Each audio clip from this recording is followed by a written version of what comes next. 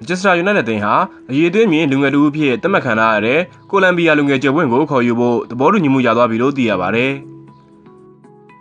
United တင်ဟာလူငယ်ကျယ်ဝင့်တွေကိုဦးစားပေးခေါ်ယူနေပြီးအခုအသက်18နှစ်သာရှိသေးတဲ့ကွင်းလယ်လူခရစ်စတန်အိုရော့စကိုခေါ်ယူနိုင်တော့မှာဖြစ်ပါတယ်။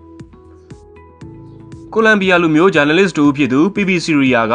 United တင်ဟာအိုရော့စကိုရဲ့အပြောင်းရွှေ့ကိစ္စအတွက်သူ့ရဲ့မိခင်ကလပ် Fertilizer အသင်းနဲ့သဘောတူညီမှုရသွားပြီဖြစ်တယ်လို့သတင်းဖော်ပြခဲ့ပါတယ်။ကွင်းလယ်ခန်းစစ်ကစားသမားဖြစ်သူ Orozco ဟာစီနီယာအသင်းတို့ပွဲထွက်ကစားခွင့်မရသေးပေမဲ့လည်းကိုလံဘီယာလူငယ်အသင်းတွေမှာခြေစွမ်းပြကစားနိုင်ခဲ့ပါတယ်။ Orozco ဟာအသက်18နှစ်ပြည့်မဲ့2026ဇူလိုင်လကျရင် United အသင်းကိုပြောင်းရွှေ့မှာဖြစ်တယ်လို့လည်းသိရပါတယ်။ United အသင်းဟာကွင်းလယ်ကိုအားဖြည့်ဖို့အတွက်ပြင်ဆင်နေပြီး Orozco အပြင် Brighton ကျယ်ဝင့် Carlos Baleba ကိုလည်းဆက်လက်ကြိုးပမ်းသွားမှာဖြစ်ပါတယ်။ပြီးခဲ့တဲ့အပြောင်းရွှေ့ဈေးကွက်တုန်းကဘလီဘာကိုခေါ်ယူဖို့ United တို့နှီးစပ်ခဲ့ပြီးဘလီဘာကိုယ်တိုင်ကလည်း United အသင်းစီပြောင်းရွှေ့ခြင်းပေမဲ့ပြောင်းရွှေ့ခြင်းကိစ္စအဆင်မပြေတာကြောင့်မဖြစ်မြောက်ခဲ့ပါဘူး။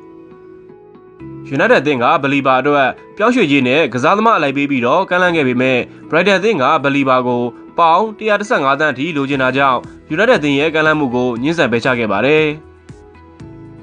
ဒါအပြင် Brighton အသင်းကအခုနေရာသည့်အတွင်းဘလီဘာကိုရောင်းမှာမဟုတ်ဘူးလို့ United အသင်းစီအကြောင်းပြန်ခဲ့တာကြောင့် United ဘက်ကလက်လျှော့ခဲ့တာလည်းဖြစ်ပါတယ်။